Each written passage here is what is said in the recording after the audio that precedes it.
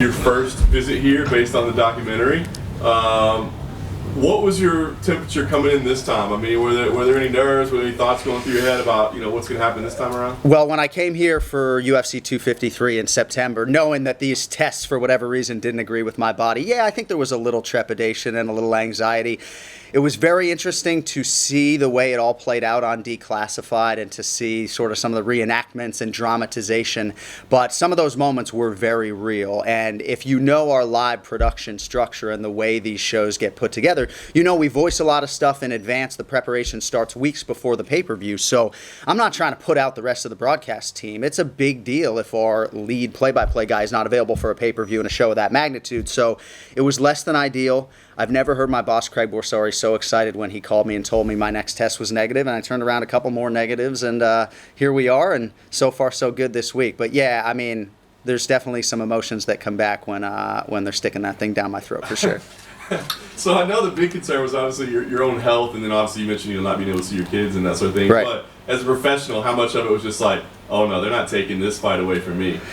Yeah, I mean, certainly you want to work the big shows, and I'm coming up on 9 years with the company this month and almost 50 straight pay-per-views. So yeah, you want to work the big shows. I mean, that's really what it's all about. But I cut my teeth, as you know, with you, boots on the ground across Brazil for years and years, learning, the secondary fighters and the bottom half of this roster, for lack of a better way to put it. So I think it was really just thinking about John Gooden and my backup at the time and all that was going to be put on his plate. I mean, dude, I'm literally in my room typing John Gooden's name in my fucking scripts. Like, literally, hi, I'm John Gooden, welcome to UFC, whatever it was. So it was real for a while. But yeah, I was thankful to be able to call a fight and a card of that magnitude. And I think the thing that was really sticking with me was, man, I'm going up to the 5th floor for a 14-day mandatory medical quarantine, and then I got to somehow turn around some negative tests to get home to my kids. So it was anxiety-filled for sure, but I think these things harden you and really just make you mentally tougher. I could use all the mental toughness I could get, Johnny. So.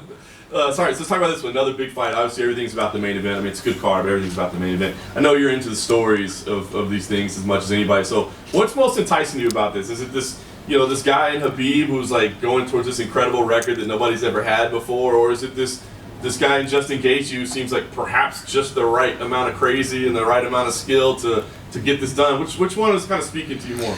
Gosh, that's a tough question, right? I am born and raised in the United States of America, so when Gaethje starts screaming USA, I would be lying if I said those moments don't give me chills, but I think it would be disingenuous for me to sit up here and not tell you that this is very much about Khabib Nurmagomedov, and the backdrop of his father is a really powerful thing. And, he is not irritated with repetitive questioning necessarily, but in our fighter meeting yesterday, a little bit, skosh, but in our fighter meeting yesterday, I wanted to figure out a creative way to sort of attack that father angle in a sensitive, respectful way. And so I asked him if he had ever had any conversations with his father about Justin Gaethje as a possible future opponent. And Abdulmanap and Khabib would always look at the landscape of the lightweight division, and there would either be guys that they would earmark for Islam Makhachev to fight or guys that they would earmark for Khabib to fight. So Gaethje was on their radar, but more often than not as an opponent for Islam Makhachev. But I will say about Justin Gaethje, if you had to pick one fighter in this lightweight division who is best equipped to beat Khabib, to save a dog's life, I think most of you would pick Justin Gaethje with respect to Tony Ferguson and the rest. Maybe Tony's a little more content hanging out off of bottom.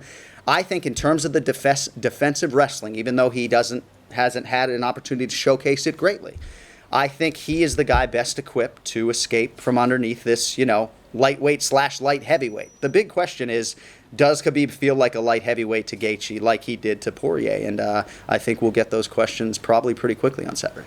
Last one for me, and I know you like to break down fights and that sort of thing, so I want to ask you about the environment itself too, because we saw against Dustin Poirier that it felt like he kind of broke, right? But you remember that venue, it was full of people that were all very much cheering, for Khabib. It was also hot as hell in there, you know what I mean? So it was like, It felt like a real pressure cooker.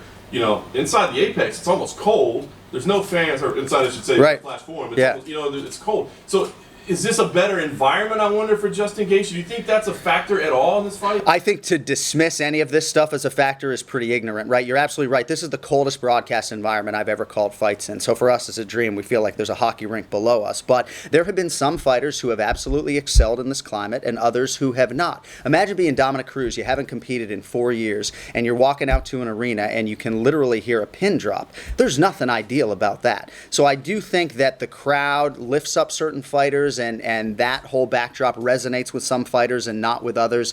Look at the way Jan Blachowicz was able to compete in this type of setting. You know, he's sort of the crowning example for me of a guy who really sort of maximized this opportunity despite all of the different variables that we're dealing with. So I think that people are maybe leaning too much into how great Gaethje was against Ferguson just because he could hear every word out of Trevor's mouth. But I think these are the two best lightweights in the world, and I don't expect that the crowd or lack thereof to be a big factor Saturday.